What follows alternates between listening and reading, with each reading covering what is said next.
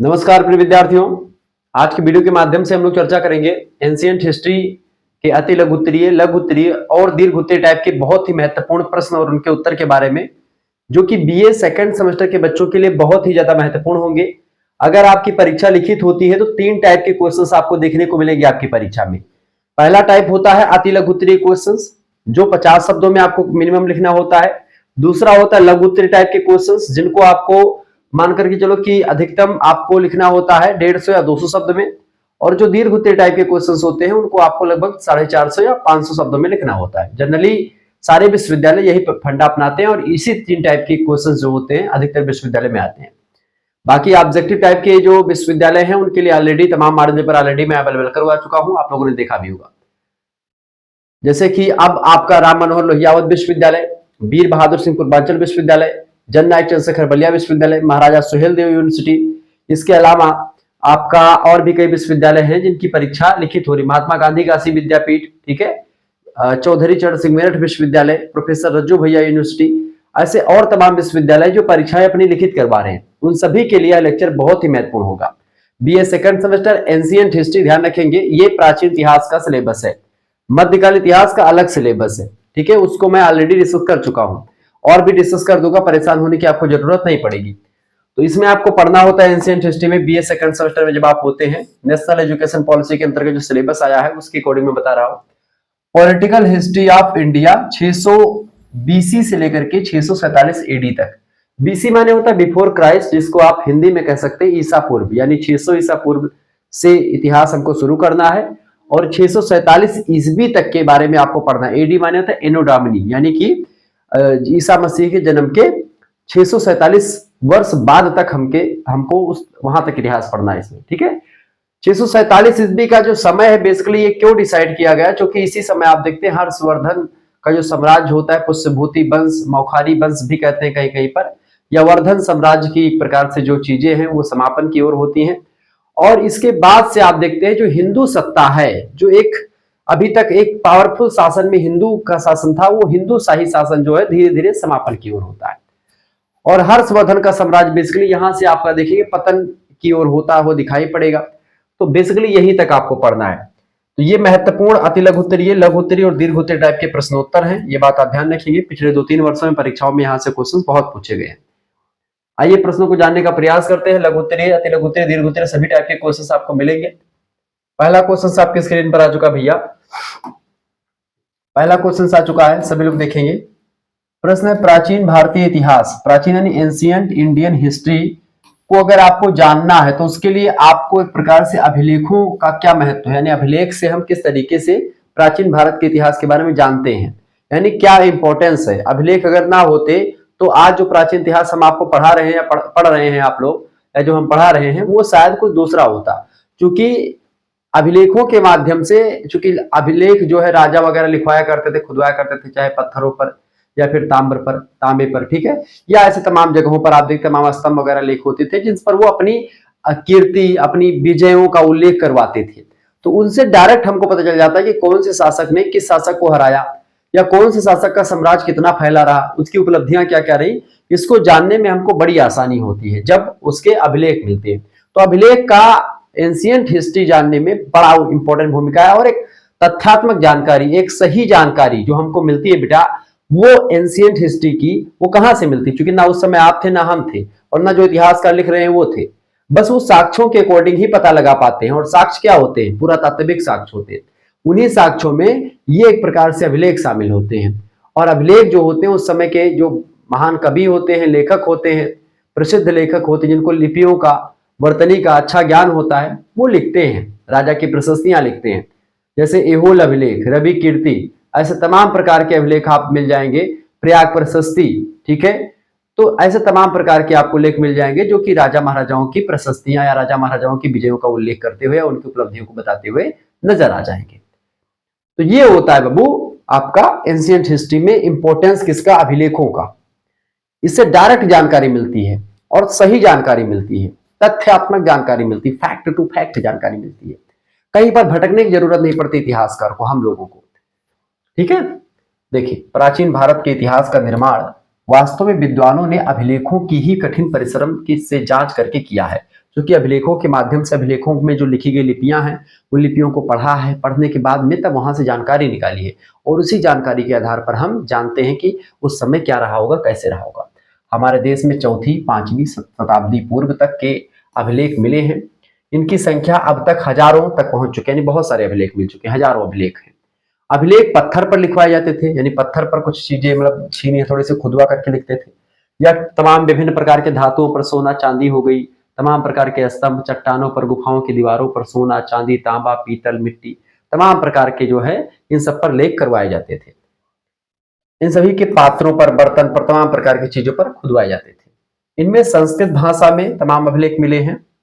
पाली, चूंकि संस्कृत के बाद में पाली भाषा का विकास हुआ, पाली के बाद में प्राकृत भाषा आई, प्राकृत के बाद में आप देखते हैं अपभ्रंश और अवहट्ट आई, फिर हिंदी बनी।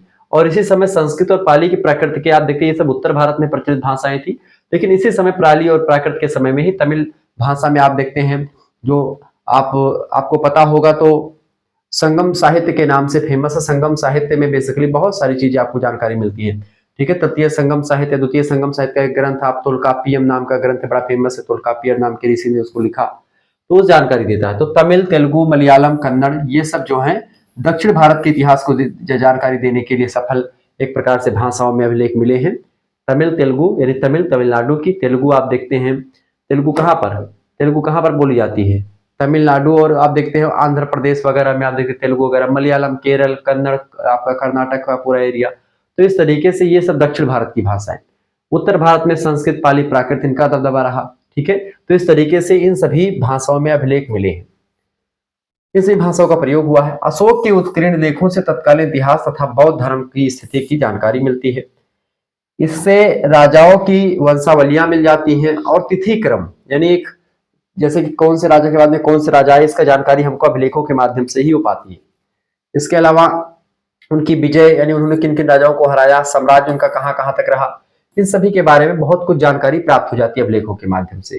कुछ अभिलेख तो ऐसे हैं जिनके बिना अत्यंत महत्वपूर्ण घटनाओं और व्यक्तियों के बीच में इतिहास का पता ही न लगा होता, जैसे समुद्रगुप्त, खारबेल, यशोवर्मन, इन सभी राजाओं के अभिलेख इसी कोटि के हैं कि अगर इनके अभिलेख ना मिले होते तो इनके बारे में शायद ही जो आज हम जान पाते समुद्रगुप्त वगैरह, खारबेल के बारे में, जो कलिंग शासक था खारबेल, गुप्त वंश के सम्राट थे समुद्रगुप्त, इनके बारे में हम उतनी जानकारी नहीं प्राप्त कर पाते जितनी हमको जानकारी चाहिए होती है, ठीक है। आगे बढ़ते हैं, अगला क्वेश्चन आपके स्क्रीन पर आ चुका है, फटाफट से आप देखने का प्रयास करेंगे। दूसरा नंबर क्वेश्चन से भैया, प्रश्न है, भारतीय इतिहास के स्रोत के रूप में चीनी यात्रियों के विचारों का या विवरणों का क्या महत्व है। यानी देखें, किसी भी इतिहास को जानने के 3-4 स्रोत होते हैं। पहला तो क्या, एक तो साहित्यिक स्रोत कुछ होते हैं। साहित्यिक स्रोत मतलब कि जो उस समय ग्रंथ वगैरह लिखे जाते थे, साहित्य में क्या चल रहा था, तो साहित्य जो है समाज का दर्पण होता है, और राजा महाराजाओं के बारे में उसमें मेंशन होता है साहित्य में। तो साहित्य जैसे रामायण महाभारत से प्राचीन भारत के बारे में जानकारी मिलती है, ठीक है, महाकाव्य है, वैदिक साहित्य से मिलती जानकारी। तो ऐसे ही ये साहित्यिक ग्रंथ हैं। ऐसे ही साहित्यिक मतलब कि धार्मिक की जो पुस्तक वाले ग्रंथ है उसमें साहित्यिक और धार्मिक 2 टाइप के होते हैं। जैसे जैन धर्म की पुस्तकें, बौद्ध धर्म की पुस्तकें तमाम सारी, हिंदू धर्म की तमाम पुस्तकें, उनके माध्यम से हमको तमाम जानकारी मिल जाती है। तो एक साहित्यिक ग्रंथ होते हैं जिनके माध्यम से हमको जानकारी मिलती है। और दूसरा होता है क्या, पुरातात्विक स्रोत। पुरातात्विक स्रोतों में जैसे कि आपका कहीं से कोई अभिलेख मिल गया, कोई सिक्का मिल गया, कोई कुछ सामान मिल गया, कोई मिट्टी का बर्तन मिल गया, कोई मूर्ति मिल गई, उसकी जांच परख करके हम उसके बारे में, उस समय के बारे में पता लगाएं, तो वो होता है आपका पुरातात्विक साक्ष्य, उसके द्वारा हम पता लगा पाते हैं। और तीसरा साक्ष्य होता है कि उस समय विदेशी यात्री चूंकि भारत में आते रहते थे, विदेशी यात्री, तो विदेशी यात्री जब आते थे तो कुछ ना कुछ लिखा करते थे, अपने साथ डायरी वगैरह या कुछ भी लिए होते थे, उसमें लिखा करते थे, नोट डाउन करते रहते थे। तो वो चीजें जो उन्होंने लिखी, उन्हीं को विदेशी यात्रियों का विवरण कहा जाता है। जैसे आप देखते हैं Ibn Battuta, Vasco D gamma, Marco Polo, Columbus, ऐसे तमाम प्रकार के यात्री रहे जो अलग अलग देशों का भ्रमण करते रहे। मैगलन ने पूरी पृथ्वी का चक्कर लगा दिया। तो कहीं ना कहीं पे ऐसे तमाम प्रकार के यात्री रहे जो घूमा करते थे, जो एक देश से दूसरे देश में जाया करते थे, ठीक है। जैसे कि मेगास्थनीज की पुस्तक इंडिका, उससे भारत के बारे में जानकारी मिलती है। जैसे कि सियूकी नाम की एक पुस्तक है जिसको ह्वेनसांग के दरबार में आया था, क्या नाम था उसका, सॉरी ह्वेनसांग आया था हर्षवर्धन के दरबार में, उसने लिखा था। तो ऐसे तमाम प्रकार की पुस्तकें हैं जिनको विदेशी यात्रियों ने लिखा। विदेशी यात्री भारत में आए, यहाँ पर रहे और इसके बारे में लिखा। तो विदेशी यात्री चूंकि लिखेंगे तो भारत की बड़ाई नहीं लिखेंगे, वो जो भारत में वास्तविक होगा वही लिखेंगे। उनके अंदर कोई हम की भावना नहीं होगी, उनके अंदर बी की भावना नहीं होगी कि हमारा भारत है, हम अपने बारे में थोड़ा बढ़ा चढ़ा करके लिख दे। जैसे हम अगर अपने भारत के बारे में कुछ लिख रहे होंगे तो जाहिर सी बात है, इंडियन मीडिया आप देख रहे होंगे कि पाकिस्तान को ऐसे कर दिया, वो कर दिया, ये कर दिया, इतना तमाम सारा न्यूज वगैरह में आप देख रहे होंगे दुनिया भर के टीम टाम बता रहे हैं। क्या पूरी बातें जो न्यूज वाले बताते हैं क्या सही है? बिल्कुल गलत बातें हैं। आप अगर देखें तो पगला जाएंगे कि देखो तो पूरा पाकिस्तान को कब्जा कर लिया होगा भारत अब तक। रात में देखो लगता है कि पूरा चढ़ाई हो गई है, ऐसा पैसा एकदम से बढ़ा चढ़ा करके हम तुमको मारेंगे और जरूर मारेंगे, रिपब्लिक भारत पे आकर के ऐसे बोलते ही लगता है कि बाप रे बाप। आज तक पे अलग, न्यूज नेशन पे अलग, सबका अलग अपना पड़ा हुआ है भैया। जो देखो सब एकदम से हाहाकार मचाए दिए हैं, एकदम से पूरा तबाही जैसी आ गई है। अरे भाई फैक्ट जानकारी दीजिए, फैक्ट जानकारी दीजिए। ऐसे उस पे चल रहा होगा और पीछे जान तो क्या लगा देंगे। अब देखिए मीडिया का बड़ा चतुर सिस्टम होता है बचने का, उनके खिलाफ आप केस भी इसलिए नहीं कर पाओगे क्योंकि क्या होता है पीछे एक्सक्लेमेशन एक थोड़ा सा लगा देंगे, छोटा सा एक्सक्लेमेशन। ये मीडिया का एक प्रकार से, उसमें जब मीडिया पढ़ेंगे आप तो पता चलेगा, पीछे एक्सक्लेमेशन का शब्द ऐसे लग जाएगा। ये तो आगे लिखेंगे क्या मतलब ये फलाना हुआ, अब आगे एक्सक्लेमेशन लगा दिए, क्या ऐसा हुआ, छोटा सा क्वेश्चन मार्क लगा देंगे। फलाने की डेथ हुई, अब पीछे छोटा सा क्वेश्चन मार्क लगा दिए, बड़ी हेडिंग में लिखा है फलाने की हुई डेथ। ठीक है, 100 लेकर के जा रहे लोग, उमड़ी भीड़, किसी नेता मंत्री के बारे में लिख दिया, छोटा सा क्वेश्चन मार्क बगल में लगा दिया। क्या ऐसा हुआ, क्या ऐसा हुआ, अब उस क्वेश्चन मार्क से पूरा अर्थ बदल गया। लेकिन जो आम जनता है वो इन चीजों को, इन बारीकियों को नहीं समझ पाती है और बस वही हेडलाइन देखती है वो। ठीक है, तो ऐसे में आपको एक प्रकार से तब जब बाद में देखेंगे तो पूरा बताएंगे कि क्या हुआ कि एक फलाने नाम, उसी नाम का कोई दूसरा व्यक्ति था, फलाने गांव में मर गया था।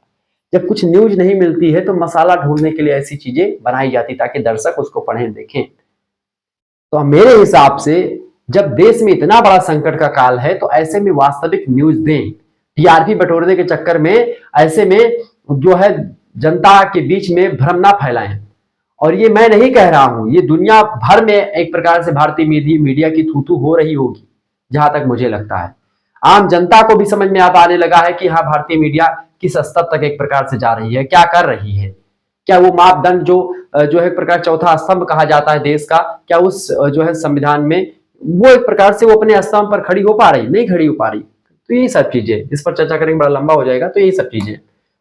तो ऐसे यात्री आते थे भारत में और यहाँ पर रह करके वो लिखते थे, और जो लिखते थे तो वो एक प्रकार से कोई बढ़ा चढ़ा करके नहीं लिखते थे, अपने हिसाब से लिखते थे, जो होता था वही लिखते थे। तो वो चीज एक प्रकार से हमको इतिहास में जानकारी के लिए इंपॉर्टेंस हो जाती है।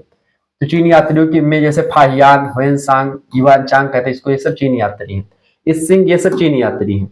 फाहियान चंद्रगुप्त विक्रमादित्य के दरबार में आया था भारत में। उसके विवरण से उस काल के सामाजिक, आर्थिक, राजनीतिक और धार्मिक जीवन की बहुमूल्य जानकारी प्राप्त होती है। बात करें ह्वेनसांग की, तो ह्वेनसांग हर्षवर्धन के समय भारत में आया था। हर्षवर्धन के संरक्षण में उसने मतलब कि उसने एक प्रकार से पुस्तक लिखी जिसका नाम है सीयू की, भारत का ज्ञान कोश माना जाता है उसकी पुस्तक को। उसके विवरण से तत्कालीन समय के राजनीतिक, सामाजिक और आर्थिक तथा धार्मिक स्थिति की अच्छी जानकारी मिल जाती है। ठीक है, प्रमाणिक जानकारी भी मिलती है। इसके अलावा इत सिंह जो है 7वीं शताब्दी में भारत आया था। उसने तत्कालीन समय की सामाजिक, यानी जिस समय आया था उस समय 7वीं शताब्दी के समय की धार्मिक दशा और सामाजिक दशा के बारे में बढ़िया जानकारी दी। अत्यंत लाभप्रद इसका विवरण रहा है। इससे इतिहासकारों को बहुत सहायता मिलती है। इन सभी लेखकों के एक प्रकार से जब विवरणों को हम पढ़ते हैं, इतिहासकार पढ़ते, तो उससे एक प्रकार से इतिहास लेखन में बड़ी आसानी होती है। तीसरा क्वेश्चन आप देखिएगा, तीसरा क्वेश्चन आ चुका भैया, भारतीय इतिहास जानने के पुरातात्विक स्रोतों का उल्लेख कीजिए। पुरातात्विक यानी आर्कोलॉजिकल जो सोर्सेस होते हैं, जो एंशिएंट हिस्ट्री के बारे में हमको जानकारी देते हैं, जैसे सिक्का हो गया, अभिलेख हो गया, ये सब। ठीक है, explain the archaeological evidences as the source of ancient Indian history, यानी कि पुरातत्व इतिहास की जानकारी का महत्वपूर्ण साधन होता है। इसमें 4 प्रकार के साधन आते हैं जिससे हमको जो है ये एक प्रकार से पुरातात्विक स्रोत में 4 चीजें आती है। पहली चीज तो क्या है, उत्कीर्ण लेख या अभिलेख जो हमको मिलते हैं पत्थरों पर, सोने पर, तांबे पर, चांदी पर, या ऐसे तमाम प्रकार की चीजों पर, पात्रों पर खुदवाए गए हैं, तो वो होते हैं अभिलेख। दूसरे होते हैं सिक्के, उस समय के सिक्के मिले जिस पर तमाम चित्रकारी हुई होती है, उस पर सन लिखा रहता है, राजा का नाम लिखा रहता है, तो उससे भी जानकारी मिलती है। इसके अलावा स्मारक और मूर्तियां, यानी कि जो घर वगैरह बने हुए हैं उनके बारे में, और जो मूर्तियां हमको प्राप्त हुई उससे भी हम जानकारी प्राप्त करते, तो ये भी पुरातात्विक स्रोत ही है। इसके अलावा प्राचीन स्थानों की खुदाई से तथा वीरान स्थानों के जो अन्वेषण माने होता खोज, तो इन सभी खोज के जो वीरान स्थान उनकी खोज की जाती है, उससे जो सामग्री हमको मिलती है उन सामग्रियों से भी हमको जानकारी मिलती है। अभिलेखों से सिंधु सभ्यता का, मौर्य काल, गुप्त काल आदि के बारे में जानकारी मिलती है। उत्तर दक्षिण भारत में अनेक सिक्के मिले हैं, इनसे भी महत्वपूर्ण जानकारी मिलती है उस समय के बारे में। तमाम स्मारक मिले हैं, मूर्तियां तमाम मिली हैं, इतिहास की अच्छी जानकारी देती है वो। भारत के अजंता, बाघ, भरहुत, सांची, अमरावती, भुवनेश्वर, खजुराहो, इन सभी के जो प्रमाण मिले हैं ये भारतीय पुरातत्व सर्वेक्षण संस्था ने अनेक स्थानों पर खनन करके, अन्वेषण करके प्राप्त किया है, खुदाई करके प्राप्त किया है। इससे सिंधु सभ्यता आदि की जानकारी भी मिल जाती है। अगर आपको एक प्रकार से ऐसी जानकारी चाहिए और लगातार आपको हमारे साथ जुड़ना है और हमारे क्रैश कोर्स में ज्वाइन होना है जिससे आप परीक्षा में अच्छा कर पाए कुछ, ठीक है, परीक्षा में यही सब क्वेश्चंस आने वाले हैं, इसका पीडीएफ आपको प्राप्त करना है। सभी सब्जेक्ट की पीडीएफ प्राप्त करने के लिए तुरंत एसएमएस कीजिए 9161 93 60 62 पर एसएमएस कीजिए। मात्र 100 रुपए का एक प्रकार से क्रैश कोर्स लॉन्च कर दिया गया। अपना नाम, अपनी यूनिवर्सिटी का नाम और अपने सब्जेक्ट के नेम लिख करके भेज दीजिएगा, ठीक है। कभी भी आप इस कोर्स में ज्वाइन हो सकते हैं, चाहे आज परीक्षा हो, चाहे कल परीक्षा हो, चाहे 10 दिन बाद हो, कोई मतलब नहीं उससे। आप जुड़ सकते हैं, आपको पीडीएफ मिल जाएगा, ग्रुप में मिल जाएगा, लाइव क्लास की लिंक आपको मिलती रहेगी ग्रुप में, सब कुछ आपको मिलेगा। मात्र 100 रुपए फीस आपको पेमेंट कर देनी होगी। स्क्रीनशॉट आपके पास में भेज, मैं एक स्कैनर भेजूंगा, उसी पर आपको 100 रुपए फीस जमा कर देनी होगी। उसके बाद में आपको उसका स्क्रीनशॉट हमारे पास सेंड कर देना होगा, उसके पूरा प्रोसेस मैं बता दूंगा। इसके साथ ही साथ आपको अपना नाम, यूनिवर्सिटी नाम, सब्जेक्ट नेम करके व्हाट्सएप पर एसएमएस करना है इस नंबर पर। तो आपको अपना सब्जेक्ट भी बताना पड़ेगा। तो आपके जो 3 सब्जेक्ट होंगे मेजर वाले, को करिकुलर का भी साथ में, ठीक है, माइनर तो होगा नहीं 4th सेमेस्टर में, तो को करिकुलर और मेजर, 3 ये चारों सब्जेक्ट की तैयारी आपकी मात्र और मात्र इसी 100 रुपए फीस में करवा दी जाएगी। को करिकुलर का पेपर ऑब्जेक्टिव होता है तो उसके लिए बेहतर तैयारी हो जाएगी। इसके अलावा और विश्वविद्यालय जिनकी परीक्षाएं जो है ऑब्जेक्टिव हो रही है, ऑब्जेक्टिव की ऑलरेडी तमाम मॉडल पेपर ऑलरेडी मैं करवा चुका हूँ, उसकी लाइव क्लासेस होती रहती है, तो उसकी भी आपको ऑब्जेक्टिव के जो है विथ आंसर आपको पीडीएफ उसकी भी मिल जाएगी, ऑब्जेक्टिव की भी, यानी पीडीएफ ऑब्जेक्टिव की भी मिलेगी। परीक्षा आपकी चाहे एमसीक्यूज हो, ठीक है, और चाहे आपकी परीक्षा सब्जेक्टिव हो, दोनों टाइप की व्यवस्था कर दी गई है। क्वेश्चन आंसर साथ में होंगे आपके पीडीएफ के, ठीक है, पीडीएफ के, तो बिल्कुल परेशान ना हो। परीक्षा की दृष्टि से इंपॉर्टेंट चीजें होंगी, 8 इकाइयों से बनने वाले इंपॉर्टेंट क्वेश्चन जो होंगे मैराथन क्लास या पीडीएफ के माध्यम से आपको दिलवा दिए जाते हैं, ताकि जैसे अभी एक क्वेश्चन जो मैं चर्चा कर रहा हूँ ये इकाई 1 से लेकर के इकाई 8 तक के सभी एक प्रकार से यूनिट के क्वेश्चंस को शामिल किया है जो परीक्षा में लगातार पूछे जाते हैं। तो आप इसको आप आसानी से जान पाएंगे, सभी सब्जेक्ट का आपको मिल जाएगा। तो ये आपके लिए 4th सेमेस्टर के कोर्स के लिए मैं बता रहा हूँ, सॉरी 2nd सेमेस्टर के लिए। आप 2nd सेमेस्टर में भी हैं, ठीक है, आप किस सेमेस्टर में बेटा?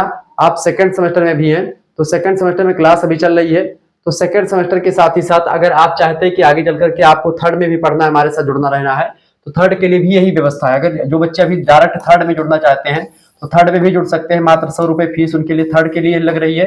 इसमें आपको सब क्लासेस मिलेंगी, 3rd सेमेस्टर की शुरुआत से लेकर क्लास मिलती है आपको रहेगी।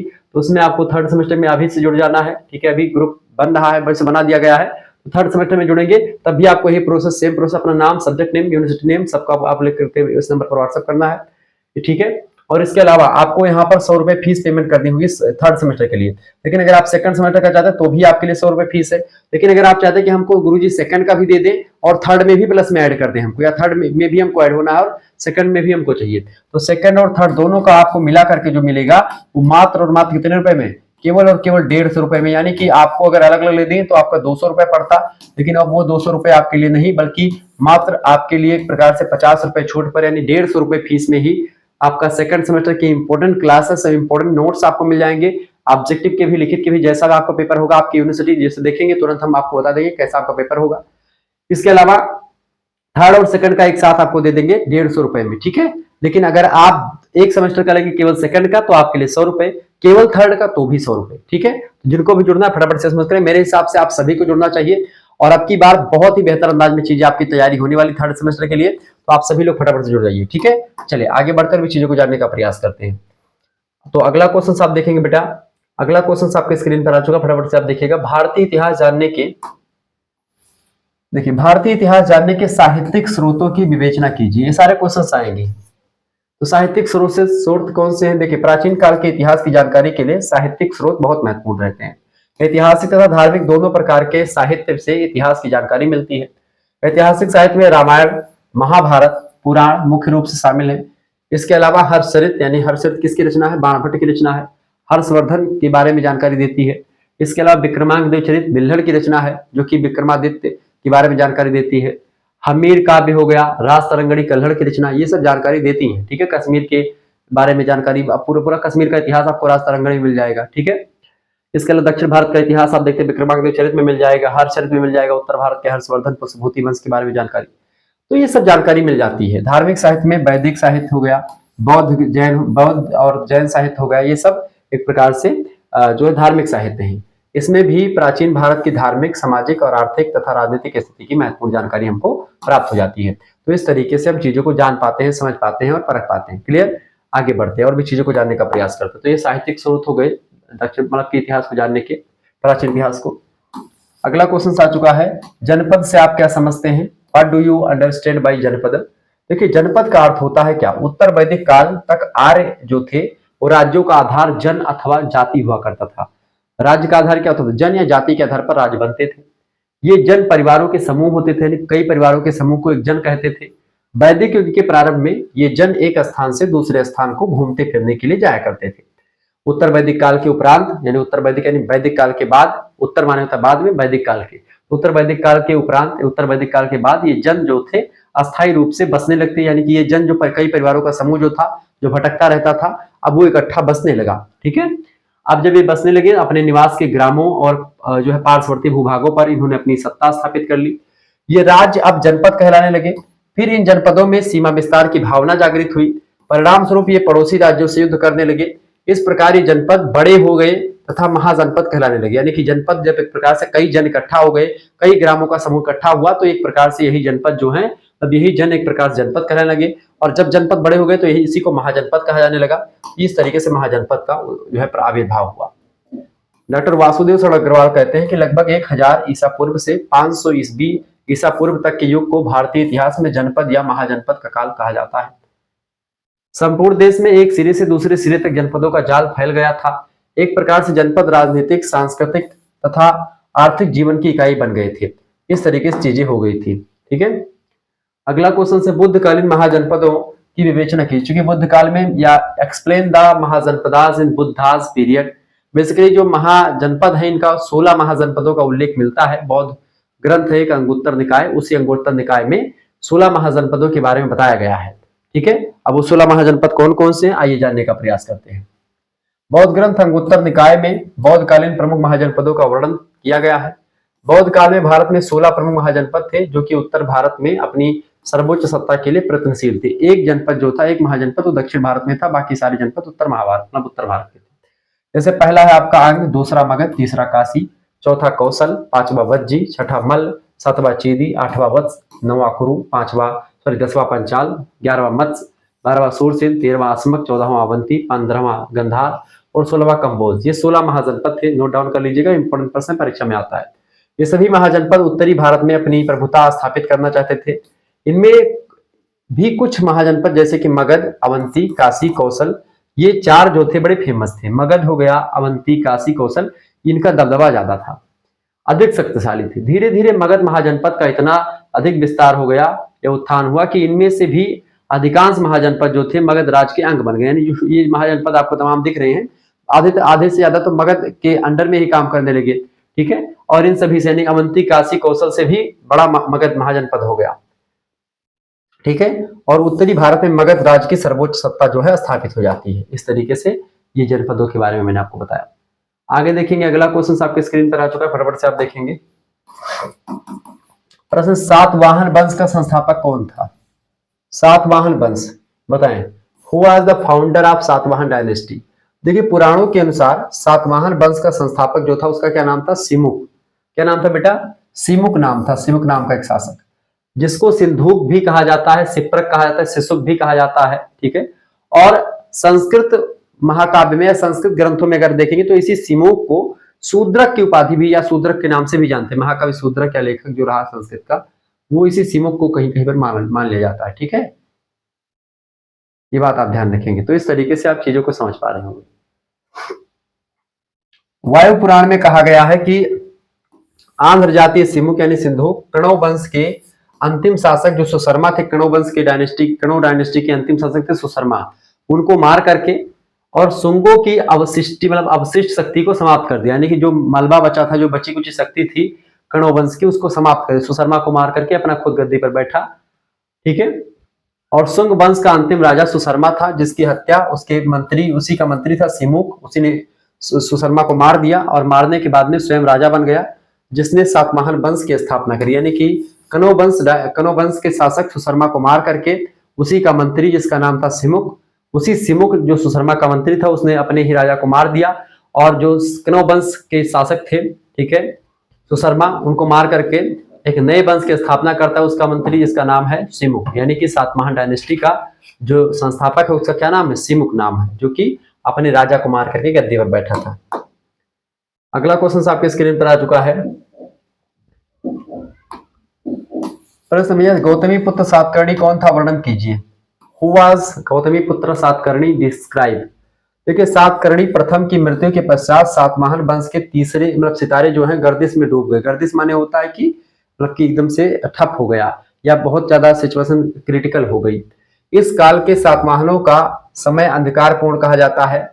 इसका मुख्य कारण सातकर्णी प्रथम के निर्बल व अयोग्य उत्तराधिकारी होने के साथ साथ शकों व सातवाहनों का संघर्ष भी था। शक अपनी शक्ति एवं साम्राज्य की वृद्धि करने में लगे थे।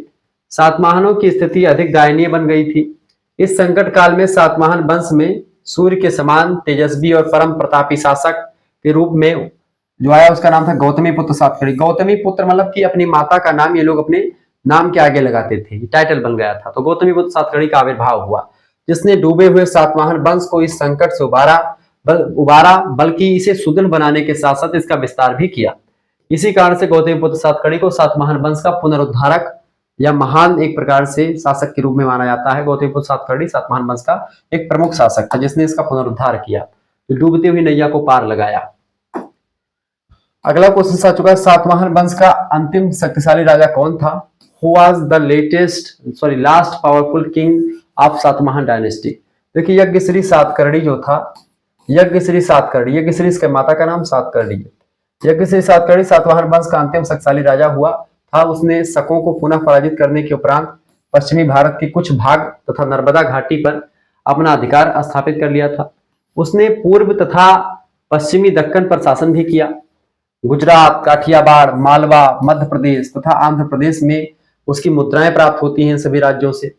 यज्ञश्री ने कुल मिलाकर के 27 वर्षों तक शासन किया और सातवाहन वंश का अंतिम शासक जो था, एक महान मतलब एक प्रमुख अंतिम शासक के रूप में एक प्रकार से जाना जाता है। आगे देखते हैं, अगला क्वेश्चन आपके स्क्रीन पर आ चुका, फटाफट से आप देखने का प्रयास करेंगे। अगला क्वेश्चन आ चुका भैया, भारतीय मूर्ति कला तथा सिक्कों पर यूनानी प्रभाव की विवेचना की। बिल्कुल यूनानी प्रभाव है। एक्सप्लेन द इम्पैक्ट ऑफ यूनानी ऑन इंडियन आर्ट। भारतीय मूर्तिकला पर यूनानी प्रभाव। देखिए, भारतीय मूर्तिकला पर यूनानी प्रभाव स्पष्ट दृष्टि यानी साफ साफ दिखाई पड़ता है। इस युग में मथुरा में बुद्ध, बोधिसत्व तथा बौद्ध धर्म से संबंध रखने वाली सहस्त्रों मूर्तियां बनाई गई थी। इन मूर्तियों के अतिरिक्त कुषाण राजाओं और स्त्री पुरुषों की मूर्तियां बनाई गई थी। इन सभी पर यूनानी शैली का प्रभाव आपको स्पष्ट दिखाई देगा। इसी को गांधार शैली भी कहते हैं। गांधार शैली जो कि भारतीय शैली में जब यूनानी शैली मिल जाती है तो उसको गांधार शैली कहते हैं। ठीक है, तो भारतीय सिक्कों पर यूनानी प्रभाव क्या हुआ? देखिए, भारतीय सिक्कों पर यूनानी शैली का प्रभाव भी आपको दिखाई पड़ेगा। कनिष्क की स्वर्ण मुद्राएं सुंदर, आकर्षक, सुडौल होती थी और उन पर देवी देवताओं की कलापूर्ण आकृतियां अंकित होती थी। इन पर यूनानी शैली का प्रभाव था। यूनानियों ने सिक्कों के आकार तथा सुंदरता पर विशेष ध्यान दिया था, जो कि एक प्रकार से आपको कनिष्क के सिक्कों पर दिखेगी। यूनानियों से भारतीयों में सुंदर, आकर्षक तथा सुडौल आकार के सिक्के बनाना यूनानियों से भारतीयों ने सीखा। ठीक है, आगे देखेंगे। अगला क्वेश्चन आपके स्क्रीन पर आ चुका, फटाफट से आप देखने का प्रयास करेंगे। बढ़िया क्वेश्चन है। प्रश्न, भारत पर सर्वप्रथम आक्रमण करने वाला कौन यवन शासक था? हु वाज द फर्स्ट जो है बैक्टीरियन इन्वोडर ऑफ इंडिया? देखिए, मानिक सबसे पहले आक्रमण करने वाला कौन यवन शासक था जो भारत पर आक्रमण किया था? देखिए, मौर्य साम्राज्य के पतन के बाद में भारत में विदेशी आक्रमण का क्रम जो है लगातार चलना शुरू हो चुकी। मौर्य वंश के शासक जो थे चंद्रगुप्त मौर्य, वो बड़े प्रतापी थे, लेकिन जैसे मौर्य वंश के शासक जो है समाप्त हुए, मौर्य वंश के और प्रतापी शासक हुए हैं। तो मौर्य वंश से पतन की ओर हुआ, तैसे आप देखते हैं उनको, क्योंकि मौर्य वंश से डरते थे, क्योंकि मौर्य वंश के शासक चंद्रगुप्त मौर्य ने ही सेल्यूकस निकेटर को दौड़ा के मारा था। ठीक है, तो ऐसे में लोगों को डर लगा रहता था, हमेशा डर एक माहौल बना रहता था कि भाई अभी नहीं जाना है। जब उनको लोगों को पता चला कि भाई हाँ, मौर्य साम्राज्य खत्म हो चुका है, ठीक है, अब चलते हैं, तो यह देश एक दुर्भाग्य, देश का एक दुर्भाग्य था। उस समय इन विदेशी आक्रांताओं का सामना करने के लिए चंद्रगुप्त जैसा कोई सम्राट नहीं था। इन विदेशी आक्रांताओं में सर्वप्रथम आने वाले बल्ख यानी बैक्टीरिया के यवन शासक थे। उन्होंने भारत के कुछ प्रदेशों को विजित कर लिया यानी जीत लिया। इन्हीं भारतीय यवन राजाओं को हिंद यमन यानी इंडो यमन कहते हैं, ठीक है, अथवा बख्तरी यमन यानी बैक्टीरियन ग्रीक कहा जाता है इन शासकों को, जो भारत आकर के रहने लगे। भारत पर उस समय एक प्रमुख सत्ता नहीं थी, एक साम्राज्य विस्तारक वाले व्यक्ति वाला नहीं था। अगला पर सेल्यूकस निकेटर की पराजय का क्या परिणाम हुआ? Who was the impact of defeat of Seleucus? देखिए सेल्यूकस की पराजय का परिणाम हुआ या कि प्रथम शताब्दी तक कोई यूनानी शासक भारत पर आक्रमण करने का साहस न जुटा सका। क्योंकि सेल्यूकस निकेटर को पराजित किसने किया था? चंद्रगुप्त मौर्य ने। पुत्री से शादी भी कर लिया, उसको दान भी दे दिया कुछ हाथी घोड़ा के, ले जाओ बेटा, ठीक है, हरा दिया। हराने के बाद में बैठाया का बैठो तुम, अपनी पुत्री की शादी कर दो इसके साथ, चंद्रगुप्त मौर्य के साथ। चाणक्य ने कहा कि लेकिन लड़का जो होगा वो राजा कभी नहीं बन पाएगा तुम्हारे और चंद्रगुप्त के बीच। तुम्हारी जो है पुत्री हेलेना और चंद्रगुप्त मौर्य से जो लड़का होगा वो राजा कभी नहीं बन पाएगा। ये भी बात चंद्रगुप्त मतलब चाणक्य ने बता दी। चाणक्य बड़ा ही प्रतापी शासक था, ये बात आप ध्यान रखेंगे, ठीक है। तो इस तरह की चीजें हुई। सीरिया देश की स्थिति अच्छी नहीं थी क्योंकि सेल्यूकस के साम्राज्य के दो प्रमुख प्रांत पार्थिया और बैक्टीरिया स्वतंत्र होने के लिए विद्रोह कर रहे थे। पार्थिया के विद्रोह का नेता आर्सेकिस तथा बैक्टीरिया के विद्रोह का नेता डियोडोटस था। इस दमन चक्र को दबाने में तत्कालीन समाज एंटीओकस द्वितीय तथा उसके उत्तराधिकारी सेल्यूकस द्वितीय व तृतीय पूर्ण रूप से असफल रहे। इसके बाद एंटीओकस तृतीय ने विद्रोह का दमन करने का प्रयास किया परंतु असफल रहा। अंत में 250 ईसा पूर्व के लगभग पार्थिया तथा बैक्टीरिया स्वतंत्र राज्य बन गए और इस वजह से आप देखते हैं धीरे धीरे करके चीजें सामने आने लगी। तो सेल्यूकस निकेटर पराजित हो गया। इसका प्रभाव पड़ा कि भाई अब इससे लोग डरने लगे, मतलब कि भारत से, और भारत में आक्रमण करने से कतराने लगे। लेकिन जब मौर्य साम्राज्य का पतन होना शुरू हुआ तब ये लोग भी आक्रमण करने के लिए उद्युक्त हो गए।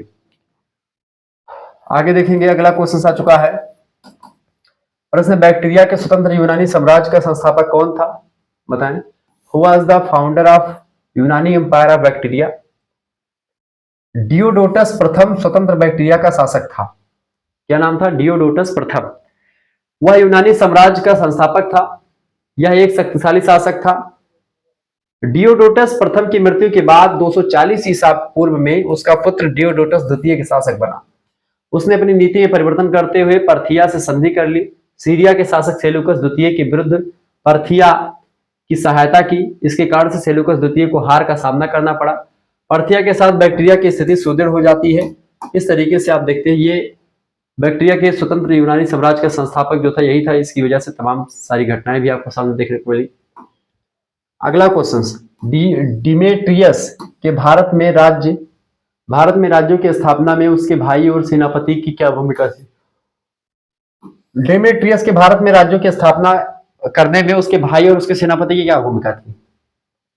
देखिए डिमेट्रियस अपने साथ भारत आते समय अपने भाई एपोलोडोटस और दामाद सेनापति मिनांडर को साथ में लेकर के आया था। मिनांडर जो बड़ा फेमस शासक हुआ बाद में।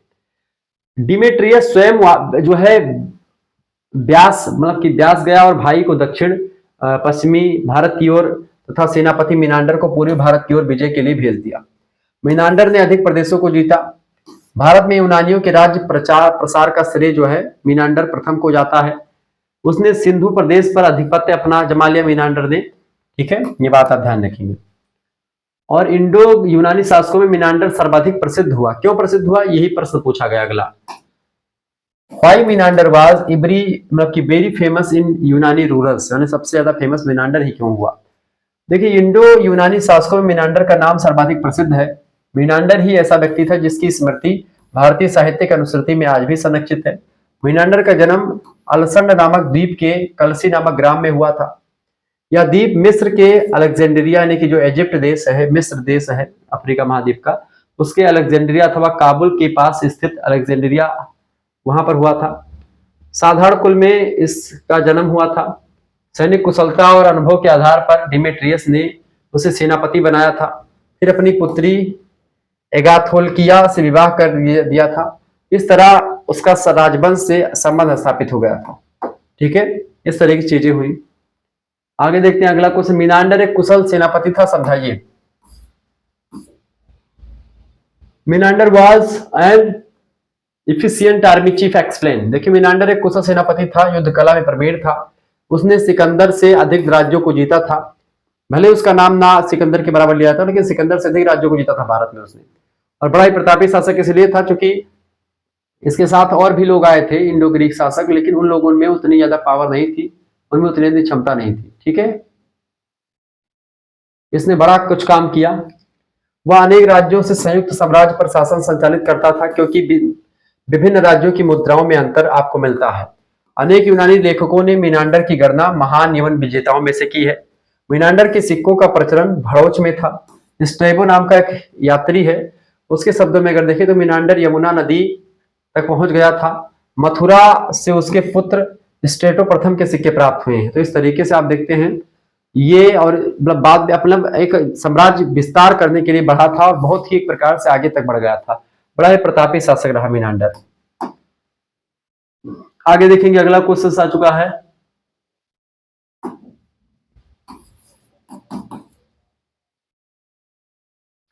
अगला प्रश्न भैया, रामगुप्त पर संक्षिप्त टिप्पणी कीजिए। Write a short note of on Ramgupta. देखिए विशाख दत्त के द्वारा एक रचना लिखी गई है, देवी चंद्रगुप्त, एक नाटक है। इसमें कुछ उदाहरण प्राप्त हुए हैं रामगुप्त के बारे में। मूल ग्रंथ को लुप्त हो चुका है ये।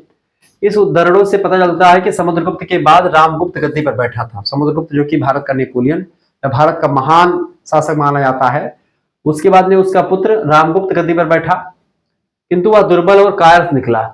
एक बार किसी शक राजा से उसका युद्ध छिड़ गया था रामगुप्त का, जिसमें वह स्वयं गिर गया और भीषण विपत्ति में फंस गया। अंत में अपनी तथा अपनी प्रजा की रक्षा के लिए रामगुप्त ने अपनी ध्रुव देवी, यानी जिसका नाम है ध्रुव शामिनी, ठीक है, रामगुप्त ने अपनी ध्रुव देवी यानी कि ध्रुव शामिनी को शक राजा के निवास में भेजना स्वीकार कर लिया था। आप एक नाटक पढ़ेंगे, उसका नाम है ध्रुव शामिनी नाम का नाटक, जयशंकर प्रसाद ने लिखा है। जो काम इतिहासकारों ने नहीं किया है वो काम ऐतिहासिक नाटककार, ऐतिहासिक कहानीकार, ऐतिहासिक उपन्यासकार हमारे जयशंकर प्रसाद हिंदी के महान नाटककार और इतिहासकार और कवि एक प्रकार से, जिन्होंने राग कमानी से महाकाव्य को लिखा, उन्होंने एक प्रकार से ध्रुव शामिनी नाटक बड़ा अच्छा लिखा है। उसमें रामगुप्त जो है बड़ा निर्भीक भीरू टाइप का था। उसकी पत्नी का नाम था ध्रुव देवी, ध्रुव शामिनी, ठीक है। ध्रुव शामिनी अपने संघर्ष के लड़ती है, उसको एक प्रकार शक राजा के पास ही भेजना चाह रहा होता है, ठीक है, शक राजा के पास निवास में भेजना चाहता ताकि एक प्रकार से वो इसके साथ जो है समय गुजार पाए। अब इसका छोटा भाई जो है चंद्रगुप्त उसका नाम है। चंद्रगुप्त इस अपमान को सह नहीं पाता है। वह अपने वंश और अपनी भाभी के सम्मान की रक्षा के लिए उसने एक चाल चली। वह स्वयं ध्रुव स्वामिनी के भेष में शक राजा के खेमे में जा, मतलब कि उसके मंडप में गया। और चंद्रगुप्त उसमें दिखाया गया, चंद्रगुप्त और ध्रुव स्वामिनी आपस में प्रेम भी करते थे एक दूसरे। चंद्रगुप्त से और के एक कन्या प्रेम करती थी, लेकिन चंद्रगुप्त जो था वह उससे प्रेम ना करके के अपनी भाभी की स्थिति को देख करके, क्योंकि रामगुप्त उससे उतना प्रेम करता नहीं था, तो अपनी भाभी से एक प्रकार से कहीं कहीं पे इसका जो है प्रेम रहा। तो बाद में एक प्रकार से आप देखते हैं, बड़ी लंबी कहानी, आप ध्रुव स्वामिनी नाटक पढ़ेंगे पता चलेगा। तो चाल चलता है, वो ध्रुव स्वामिनी बन करके, ध्रुव स्वामिनी का कपड़ा पहन करके उस शक राजा के पास जाता है और वही उसकी हत्या कर देता है चंद्रगुप्त जाकर के। इस घटना से प्रजा तथा ध्रुव देवी की दृष्टि में चंद्रगुप्त जो है, प्रतिष्ठा चंद्रगुप्त की बढ़ जाती है। चंद्रगुप्त बड़ा महान बनने, जनता इसको पसंद करने लगती है। रामगुप्त को अपकीर्ति भुगतनी पड़ी, दोनों भाइयों में मनमुटाव हो गया। चंद्रगुप्त का जीवन संकट में पड़ गया। आत्मरक्षा के लिए उसने पागल होने का बहाना बना लिया चंद्रगुप्त ने, और रामगुप्त को मार करके सिंहासन पर अधिकार कर लिया और ध्रुव स्वामिनी को अपनी रानी बना लिया। और इस तरीके से ध्रुव स्वामिनी और चंद्रगुप्त शासक बन जाते हैं, ठीक है। इस तरीके से ये पूरा आप एक, अगर आप ध्रुव स्वामिनी नाटक पढ़ेंगे तो पूरी कहानी आपको मिल जाएगी उसमें, ठीक है। शकराज जो था उसमें भेजना चाहते, मिहिर भोज का नाम भी इसमें आएगा। आपको तमाम चीजों के बारे में जानकारी आपको मिलेगी। इतिहास का एक जो है एक प्रकार, जो इतिहास छूट गया है इतिहासकारों से, उसको एक प्रकार से कहीं कहीं पे जयशंकर प्रसाद ने सामने ला दिया। आगे देखते हैं अगला क्वेश्चन आपके। तो एक गुप्त सम्राट जो है, यही समुद्रगुप्त के बाद में रामगुप्त गद्दी पर बैठता है, और रामगुप्त चूंकि योग्य नहीं होता है तो उसका छोटा भाई जो है चंद्रगुप्त वो प्रतापी होता है और अपनी भाभी से बाद में शादी करके और गद्दी पर बैठ जाता है। अगला क्वेश्चन आ चुका है, स्कंदगुप्त पर संक्षिप्त टिप्पणी लिखिए। Right a short note on Skandagupta. Skandagupta नाटक भी लिखा है जयशंकर प्रसाद ने, पढ़ लीजिए अगर मन होगा तो। अगर इतिहास में रुचि है तो आप पढ़ सकते हो। कुछ काल्पनिक पात्र जरूर जयशंकर प्रसाद ने रखे हैं ताकि पाठक को जो है एक प्रकार से रुचि पैदा हो, लेकिन हाँ अधिकतर चीजें उसमें ऐतिहासिक भी है। स्कंदगुप्त गुप्त वंश का अंतिम महान सम्राट था। वह अपने पिता के समय में अपने ही पराक्रम और सैनिक योग्यता का परिचय दे चुका था। कुमारगुप्त की मृत्यु के बाद में वह गद्दी पर बैठा। कुछ विद्वानों का अनुमान है कि उत्तराधिकार के लिए वह अपने भाइयों से संघर्ष भी करना पड़ा, क्योंकि स्कंद नाटक में आप पढ़ेंगे जयशंकर प्रसाद वाले में पूरी जानकारी मिलेगी आपको। वह अपने पूर्वजों के साम्राज्य को सुरक्षित बनाए रखने में सफल रहा। स्कंदगुप्त के शासनकाल की सबसे महत्वपूर्ण घटना हूणों का आक्रमण थी। हूण जाति विश्व के इतिहास की अत्यंत क्रूर जाति मानी जाती थी, विनाशकारी जाति रही है। हूणों की सेना ने हिंदुकुश पर्वत एक है उसको पार करके अफगानिस्तान को रौंदती हुई भारत की सीमाओं में घुस आती है, किंतु उसकी शक्ति का भयंकर वेग स्कंदगुप्त की चट्टान से टकरा करके बिखर जाता है। स्कंदगुप्त ने उसको पराजित कर दिया, हूणों को भगा दिया। स्कंदगुप्त ने हूणों से युद्ध किया और युद्ध में हूणों को धूल चटा दी और अपने साम्राज्य की सीमाओं से बाहर उसको खदेड़ दिया। इस पराजय से हूण लोग इतने डर गए थे कि शताब्दी के अंत तक उन्होंने गंधार के पूर्व की ओर आंख उठाकर के देखने की हिम्मत तक नहीं की। और स्कंदगुप्त का इतिहास में उच्च स्थान है। स्कंदगुप्त विष्णु का उपासक था, भगवान विष्णु की पूजा करता था।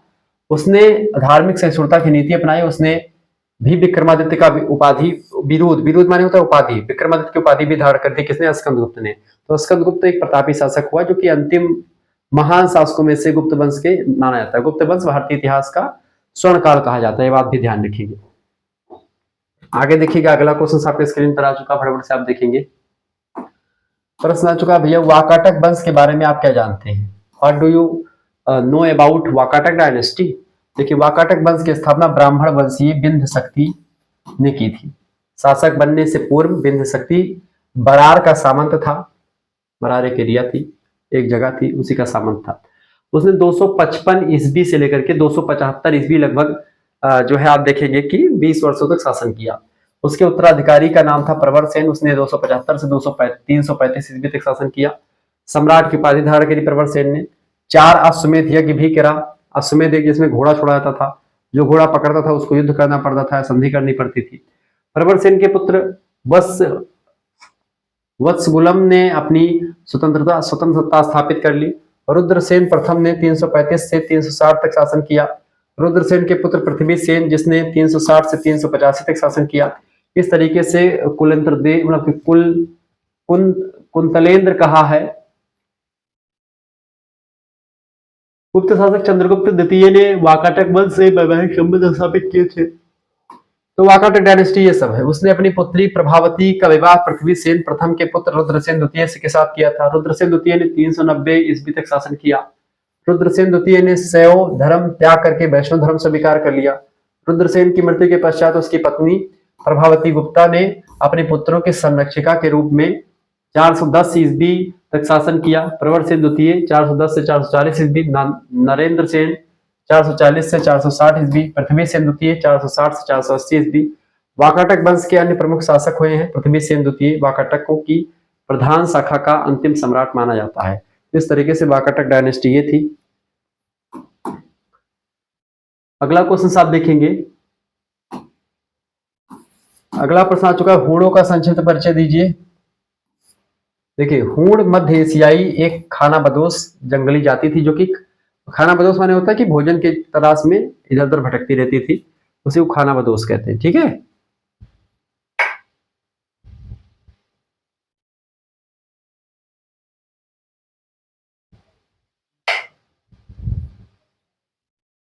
ये ध्यान रखेंगे। तो इस तरीके से ये शासक ये जातियां रही हैं।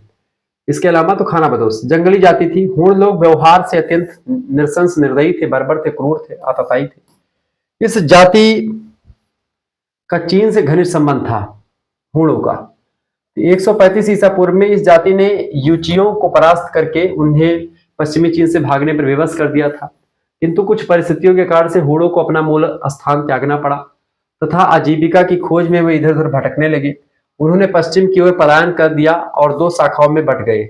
एक टोली वोल्गा नदी की ओर चली गई। वोल्गा यानी कि जो जर्मनी वगैरह में पड़ती है या फिर इटली वगैरह के आसपास, यानी यूरोप की नदी है।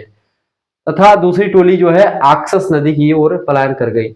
484 ईस्वी में श्वेत हूणों के राजा का नाम था जो है अक्साउनवर।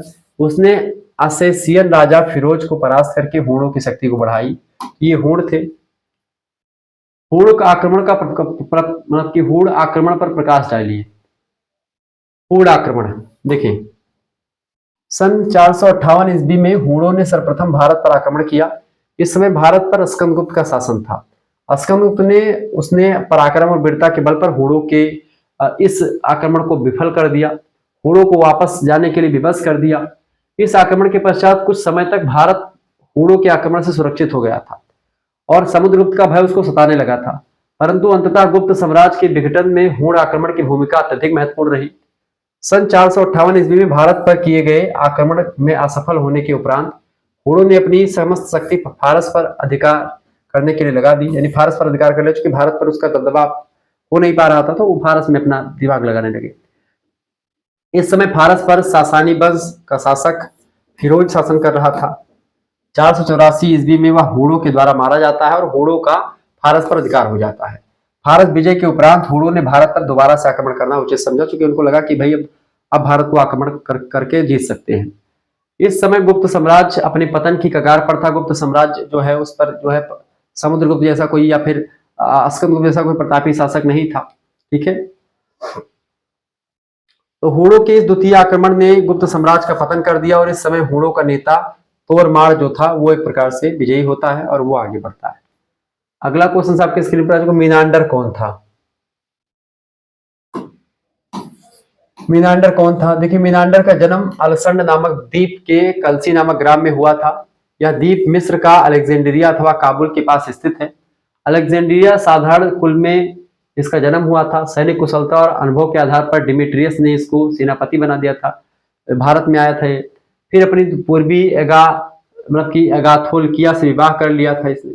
अपनी पुत्री एगाल्थोकिया से विवाह इसका कर दिया था मीनांडर का। इस तरह उसका राजवंश से संबंध भी स्थापित हो गया था। ठीक है, अगला प्रश्न है, शक कौन थे? देखिए, शक मूल रूप से सीर दरिया के उत्तर में निवास करने वाली एक खाना बदोश व बर्बर जाति थी। 165 ईस्वी ईसा पूर्व में यूची नामक एक अन्य जाति ने उन्हें वहां से निकाल दिया था, शकों को। शकों ने बैक्टीरिया पर अधिकार कर लिया, बैक्टीरिया पर, और यूची जाति ने शकों को वहां से भगा दिया। यहां से भाग करके हेलमंड घाटी में आकर के शक लोग बस जाते हैं। इस स्थान को शक स्थान भी कहा जाता है। यहां से आकर के सिंध प्रदेश में अपना निवास स्थान बनाते हैं शक लोग, और शकों के कारण से इस स्थान को शकद्वीप भी कहा जाता है। आगे देखेंगे अगला क्वेश्चन, प्रथम भारतीय शक शासक कौन था? प्रथम भारतीय शक शासक, देखिए, भारतीय शक राजाओं में प्रथम तक्षशिला का शासक मवेश था। यह एक शक्तिशाली शासक था। उसे महाराजा भोग कहा जाता है। पार्थियन शासक के निर्बल हो जाने पर उसने स्वतंत्र राज्य स्थापित कर लिया। मवेश का शासन पंजाब तक था। उसने ईसा पूर्व प्रथम शताब्दी के अंतिम चरण में शासन किया था। तो मवेश प्रथम भारतीय शक शासक था। अगला प्रश्न, चस्टन वंश का संस्थापक कौन था? देखिए, यशा मोतिक के पुनः चस्टन को मतलब कि यशा मोतिक के पुत्र चस्टन को चस्टन वंश का संस्थापक माना जाता है। चस्टन ने 130 के लगभग इस शासन किया।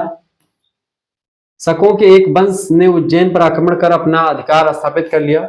शकों के इस वंश को चस्टन वंश कहा जाता है। चस्टन वंश का शासन उज्जैन और मतलब की जो काठियावाड़ या कालियावाड़ इलाका है उसमें था। रुद्रदामन कौन था? बताएं भाई, रुद्रदामन कौन था? देखिए, रुद्रदामन एक महान विजेता, साम्राज्य निर्माता, उदार शासक तथा हिंदू धर्म और संस्कृति का महान उन्नायक व्यक्ति था। उसकी प्रतिभा बहुमुखी थी, चौमुखी थी। उसका शासन का समय 130 ईसा पूर्व से ईस्वी से लेकर के 150 ईस्वी यानी 20 वर्षों तक शासन किया रुद्रदामन ने। अगला क्वेश्चन, पल्लव वंश का संस्थापक कौन था? देखिए, पल्लव वंश का वास्तविक संस्थापक मित्रदात प्रथम था। 171 ईस्वी से लेकर के 130 ईस्वी तक शासन किया। पल्लव वंश का सबसे प्रतापी शासक मित्रदात द्वितीय हुआ। उसने शकों को पराजित करके सीस्तान तथा कांधार का इलाका जीत लिया। भारत पर आक्रमण करने वाले पर्थियन क्षत्रप मूलतः सीस्तान और आरकोसिया से आए थे। भारतीय ग्रंथों में इन्हें पल्लव कहा गया। भारत में शासन करने लगे और पल्लव वंश के बहुत से मतलब शासक बाद में आकर के सामने आते हैं। अगला क्वेश्चन आपके स्क्रीन पर आ चुका, फटाफट से आप देखिएगा। प्रश्न है, भारतीय शासन तंत्र के विकास में शकों का प्रमुख योगदान क्या था? देखिए, उन्होंने पारसिक क्षत्रप प्रणाली का प्रचलन किया। शकों ने, क्षत्रप शब्द ईरानी क्षत्रप क्षत्रपावन से बना हुआ है। ईरानी भाषा का शब्द क्षत्रपावन, उसी से बना हुआ है ये, जिसका अर्थ है प्रांत का शासक। शकों का साम्राज्य अनेक प्रांतों में विभाजित था जहां छत्रप शासन करते थे। प्रत्येक प्रांत में 2 छत्रप होते थे, एक महाछत्रप, दूसरा छत्रप। ठीक है, इस तरीके छत्रप शासन था। अगला क्वेश्चन आपके स्क्रीन पर आ चुका है बेटा। प्रश्न, चंद्रगुप्त को व्याघ्र पराक्रम क्यों कहा गया है? देखिए, अपने शत्रुओं पर व्याघ्र की भांति, बाघ की भांति टूट पड़ता था चंद्रगुप्त मौर्य। इस वजह से इसको एक प्रकार से व्याघ्र पराक्रम से विभूषित किया गया है। उसने उत्तरी भारत के 9 राज्यों, 18 आठविक राज्यों, दक्षिण भारत के 12 राज्यों, सीमांत क्षेत्र के 5 राज्यों और 9 गण राज्यों पर विजय प्राप्त की थी। ये था चंद्रगुप्त मौर्य। ठीक है, हल्के मत लीजिएगा इसको। अगला क्वेश्चन है, चंद्रगुप्त जिसका सेनापति या प्रधानमंत्री एक ब्राह्मण हो, चंद्रगुप्त चाणक्य जैसा विद्वान हो, उसको कोई एक प्रकार से उसके लिए कोई भी काम जो है छोटा नहीं, मतलब कि कोई भी काम उसके लिए संभव नहीं होता। समुद्रगुप्त तथा नेपोलियन में प्रमुख अंतर क्या था? ठीक है, समुद्रगुप्त को भारत का नेपोलियन कहा जाता है, नेपोलियन को भारत का समुद्रगुप्त, मतलब कि यूरोप का समुद्रगुप्त कहा जाता है। दोनों बातें एक ही। साम्राज्य के स्थायित्व का अंतर था दोनों में। समुद्रगुप्त सारे भारत पर विजय प्राप्त करने के उद्देश्य से आगे बढ़ा था, जिसमें वो उसने पूर्ण सफलता प्राप्त की थी, और इस राज्य का भी समुद्रगुप्त ने स्वयं उपभोग भी किया। उसकी मृत्यु के बाद उसका उपभोग उसके उत्तराधिकारी लोग एक प्रकार से करते रहे। उसका साम्राज्य स्थायी रहा, किंतु नेपोलियन को अपने उद्देश्य में सफलता प्राप्त नहीं हुई। नेपोलियन द्वारा विजित राज्य अस्थायी नहीं हुआ, वह थोड़े समय के लिए एक प्रकार से रहा और फिर नष्ट हो गया, उसी के जीते जी नष्ट हो गया। वाटरलू के युद्ध में उस पराजित हो जाता है और उस तरीके से उसका विनाश हो जाता है। तो समुद्रगुप्त जो है उस एक भी युद्ध हारा नहीं, जबकि वाटरलू का युद्ध बहुत बुरी तरीके से हारा था ये समुद्रगुप्त। तो समुद्रगुप्त से तुलना नेपोलियन की वाजिब ही नहीं है, लेकिन लोग कर देते तो भाई चलिए कोई बात नहीं, कर दो। आगे देखेंगे, अगला क्वेश्चन आ चुका है। प्रश्न, सांची के मंदिरों की विशेषताएं लिखिए। देखिए, ये मंदिर वर्गाकार रूप में बनाए गए हैं, यानी वर्गाकार रूप है सांची के मंदिर। कहीं कहीं उनका रूप आयताकार भी दिखाई पड़ता है। गर्भगृह यानी जहां पर पूजा होता है, उसके आगे ड्योढ़ी बनाई गई। ड्योढ़ी माने होता है जैसे कि बरामदा टाइप का होता है, छोटा थोड़ा कमरे से बड़ा होता है ड्योढ़ी, जिसकी छत स्तंभों पर बनाई गई है। मंदिरों की दीवारें एकदम सादा है, छत आयताकार जो है पाषाण खंडों की बनी हुई, यानी पत्थरों की बनी है। स्तंभों और द्वार की चौखटों में प्रचुर सजावट है, ठीक ठाक मात्रा में अलंकरण किया गया है, सजाई गई है मंदिर। इस प्रकार समतल छत, सादा वर्गीय आकार, सादा दीवारें शैली की विशेषताएं रही हैं किसकी? सांची के मंदिरों की।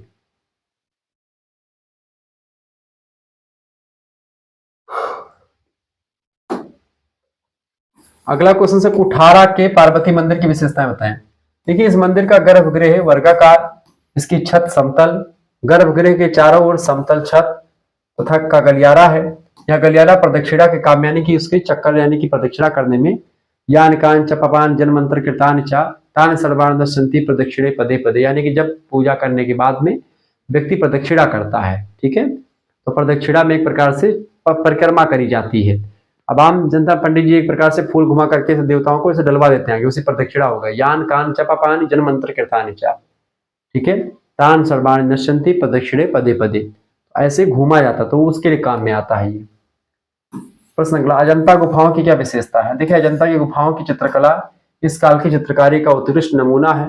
अजंता के भित्ति चित्रों में मनुष्य जीवन के अनेक पहलुओं, पशु पक्षियों के जीवन तथा प्रकृति के सुंदर रूपों का चित्रण किया गया है। ठीक है, अगला क्वेश्चन आ चुका, फाहियान कौन था?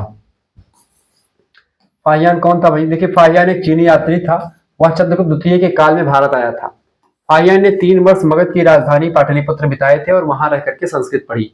ठीक है, तो ये एक प्रकार से चीनी यात्री था, चंद्रगुप्त द्वितीय के दरबार में आया था। हुएनसांग हर्षवर्धन के दरबार में भारत में आया था। प्रयाग प्रशस्ति में क्या विवरण है? देखिए, इलाहाबाद के किले में मौर्य सम्राट अशोक के एक स्तंभ में गुप्त सम्राट समुद्रगुप्त का उत्कीर्ण कराया हुआ एक लेख है, इसी को प्रयाग प्रशस्ति कहते हैं, जिसमें उसकी विजय है समुद्रगुप्त की। यह प्रयाग प्रशस्ति के नाम से जाना जाता है। इसका लेखक हरिसेन है था। ठीक है, उसने समुद्रगुप्त की विजयों, चरित्र और उपलब्धियों का वर्णन 33 पंक्तियों में संस्कृत भाषा में किया है। क्लियर? तो गुप्तों की भाषा क्या थी? संस्कृत थी। अगला क्वेश्चन आपके स्क्रीन पर आ चुका, फटाफट से आप देखने का प्रयास करेंगे, बहुत ही जबरदस्त क्वेश्चन आ चुका है। प्रश्न, वैशाली नगर के विषय में लिखिए। देखिए, आधुनिक मुजफ्फरपुर जिले का बसाड़ नामक ग्राम जो गंडक नदी के तट पर स्थित है, प्राचीन वैशाली का अवशेष वहीं से प्राप्त होता है। यह नगर विशाल राज्य प्रसादों, सार्वजनिक भवनों, चैत्यों, विहारों, विशाल नगर कोटों, सिंह द्वारों आदि के लिए प्रसिद्ध था। उस समय वैशाली में बड़े बड़े योद्धा, धर्माचार, तपस्वी, दिग्गज विद्वान निवास किया करते थे, जिनमें महाली नाम के ऋषि, महानाम, सिंह सेनापति, भद्देकर और सच्चक जैसे महान पुरुष एक प्रकार से वैशाली में रहा करते थे। अगला क्वेश्चन, वत्स गणराज्य कहाँ पर स्थित था? देखिए इसकी राजधानी कौशाम्बी थी, जो आधुनिक प्रयागराज से लगभग 38 मील दूरी पर स्थित थी। कौशाम्बी संस्कृति और व्यापार का प्रसिद्ध नगर हुआ करता था, क्योंकि यह नगर उस व्यापारिक मार्ग पर था जो विदिशा और उज्जैन होते हुए दक्षिण भारत को जाता था, तो इस वजह से ये इंपॉर्टेंट हो जाता था। अगला गणराज्य है आपका शाक्य गणराज्य। शाक्य गणराज्य कहाँ स्थित था? देखिए यह राज्य नेपाल की सीमा पर हिमालय की तराई में था। यहाँ के शाक्य लोग इक्ष्वाकु अथवा सूर्यवंश के क्षत्रिय थे। इसकी राजधानी कपिलवस्तु थी। इस गणराज्य में शाक्यों के लगभग 80,000 परिवार थे। यह गणराज्य अत्यंत प्रगतिशील परिवार माना जाता है। शाक्य, तो शाक्य लोग क्या थे? क्षत्रिय वंश के थे और वे सूर्य वंश के क्षत्रिय शाक्य लोग, ठीक है, यानी कि इक्ष्वाकु वंश के क्षत्रिय, भगवान राम वाले वंश के। अगला क्वेश्चन, संस्थागार क्या होता था? देखिए प्रत्येक गणराज्य की एक व्यवस्थापिका सभा होती थी, जिसे संस्थागार कहते थे। राज्य के मूल कुलीन परिवारों के और संभवतः अन्य वर्गों के प्रतिनिधि गण संस्थागार के सदस्य होते थे। इन सदस्यों को राजा की और उनके पुत्रों को उपराजा की उपाधि दी जाती थी, ठीक है, ये बात आप ध्यान रखिए। अगला क्वेश्चन आपके स्क्रीन पर आ चुका है। प्रश्न, गणराज्यों के पतन के प्रमुख कारण क्या थे? देखिए गणराज्यों के पतन के प्रमुख कारण निम्न थे। पारस्परिक ईर्षा द्वेष आपस में थी, सदस्यों में एकता और संगठन की कमी थी, गुप्त सम्राटों की साम्राज्यवादी नीति जो थी, ये सब एक प्रकार से कहीं न कहीं पे गणराज्य के पतन के लिए कारण रही। गणराज्य माने होता है रिपब्लिक, यानी जहां का राजा एक प्रकार से जहां का मुखिया जनता के द्वारा चुना जाता हो, वो गणराज्य होता है। अगला क्वेश्चन से, भारत एक गणराज्य, जबकि जो इंग्लैंड है वो गणराज्य नहीं है, ठीक है, ध्यान रखिए, क्योंकि वहां पर आज भी जो राजा है वो वंशानुगत होता है, जबकि अपने यहाँ पर जो राष्ट्रपति होता है उसका भी चुनाव होता है, प्रधानमंत्री का तो होता ही, सरकार का मुखिया का चुनाव तो मतलब इंग्लैंड में भी होता है, लेकिन वहां पर जो देश का मुखिया है यानी जो राज्य का मुखिया उसका चुनाव नहीं होता, राजा का लड़का ही राजा बनता है। लेकिन अपने यहाँ पर राष्ट्रपति का भी चुनाव होता है, प्रधानमंत्री का भी चुनाव होता है, इसीलिए भारत एक गणराज्य है और रिपब्लिक स्टेट भी है। कौटिल्य के अर्थशास्त्र में किसका वर्णन है? देखिए कौटिल्य के अर्थशास्त्र में सम्राट चंद्रगुप्त मौर्य की शासन विधि का प्रतिपादन किया गया है। इसमें 15 भाग, 180 उपभाग, 6000 श्लोक वर्णित हैं। राजनीति, प्रशासन तथा वैधानिक विषयों पर एक अनुपम ग्रंथ है ये बात आप ध्यान रखें। तो कौटिल्य का अर्थशास्त्र बड़ा इंपॉर्टेंट है। अगला क्वेश्चन आप देखेंगे भैया, प्रश्न, इंडिका पुस्तक के विषय में आप क्या जानते हैं? देखिए इंडिका नामक पुस्तक का लेखक मेगास्थनीज था और बहुत समय तक चंद्रगुप्त मौर्य के दरबार में रहा था। भारत में रहकर के उसने जो कुछ देखा सुना वह सब उसने अपनी पुस्तक इंडिका में लिखा। यह पुस्तक आज उपलब्ध नहीं है, लेकिन हाँ इससे भारतीय इतिहास के बारे में काफी अच्छी जानकारी मिलती है। ऐसे ही कल्हड़ की रचना तंगड़ी है, ऐसे ही बिल्हड़ की रचना विक्रमांक देवचरित है, उससे बहुत ज्यादा जानकारी मिलती है। अगला क्वेश्चन, पाटलिपुत्र का शासन प्रबंध किस प्रकार का था? देखिए पाटलिपुत्र के लिए 30 अध्यक्षों का एक आयोग था। इस आयोग को 5-5 सदस्यों की 6 समितियों में बांटा गया था।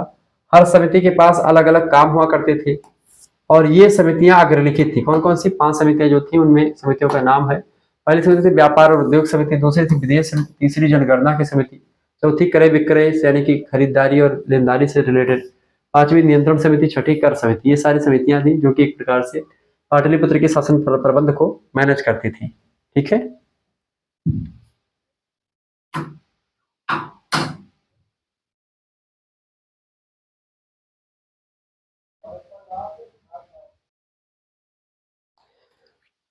चलिए एक्चुअली में क्या हुआ है कि लाइट 2-3 दिनों से हमारे यहाँ पे थी नहीं, इन्वर्टर से मैंने व्यवस्था किया था कि इस तरीके से थोड़ा बहुत चार्ज करवाया था, लाइट आई भी थी, थोड़ी सी आई थी, तो इस वजह से पूरा सिस्टम ही बैठ चुका है। तो क्लास जो है बेटा किस तरीके से मैंने ली, 2 क्लासेस, एक 4th सेमेस्टर एंशिएंट हिस्ट्री की और आज एक 2nd सेमेस्टर की। बाकी इस समय बड़ी प्रॉब्लम चल रही इधर, ठीक है, हमारे इधर एक्सीडेंट हो गया था, खंभा पूरा जो 4-5 खंभे जो थे वो टूट गए थे पूरा जो है हाईवे साइड में, तो पूरा 11,000 वाला सिस्टम ही कट गया था। तो इस वजह से तो बड़ी प्रॉब्लम थी। 2 दिन से क्लास भी आपने नहीं देखी होगी, 2 दिन क्लास नहीं हुई थी।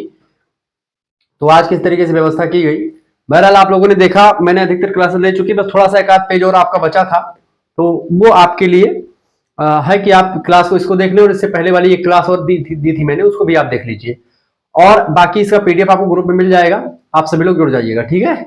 चलिए धन्यवाद, बहुत बहुत धन्यवाद आप सभी का हमारे से जुड़ने के लिए। इसी प्रकार से अपना प्यार बनाए रखिएगा, सभी दोस्तों के साथ इस वीडियो को शेयर कर दीजिएगा और लाइक भी कर दीजिएगा, ओके। तो अब जैसे ही लाइट वगैरह आएगी, वैसे तो आपकी क्लास कंटिन्यू हो नहीं पाएगी, क्योंकि क्लास अधिकतर हो चुकी है, बस एक आध पेज बचा था, वो पीडीएफ में आपको मिल जाएगा। बाकी एक आध दो क्वेश्चन और आपके मतलब लगभग 4-5 क्वेश्चन और बचे थे।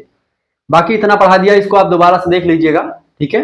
लगभग आपका रिवीजन हो गया होगा मेरे हिसाब से। और जहां तक मैंने पूरी कल रात में, हाँ कि चर्चा करना उचित नहीं होगा, कल रात में 3:30 बजे लाइट आई है और उसी समय के आसपास, उस समय मैं उठ करके 3:30 बजे से एक वीडियो शूट कर लिया था, जो एंशिएंट हिस्ट्री 4th सेमेस्टर की क्लास आप देखेंगे, वो रात के 3 बजे की शूट की हुई वीडियोस है, क्योंकि लाइट उसी समय आई थी तो मैंने कहा उसी समय शूट कर ले। और ये अब लाइट आई उसके बाद में मैं शूट कर रहा था तो फिर थोड़ी दिक्कत आ गई। फिर कोई बात नहीं, आप सभी लोग जो है हमारे साथ बने रहेंगे। और चूंकि समस्याएं आती रहती हैं, लेकिन शुक्ला एचडी पॉइंट की तमाम सारी वीडियोस ऑलरेडी अवेलेबल है। इससे पहले भी प्लेलिस्ट में आप टटोलेंगे तो तमाम वीडियोस आपको मिल जाएंगी, तो आप उनको जरूर देखिए।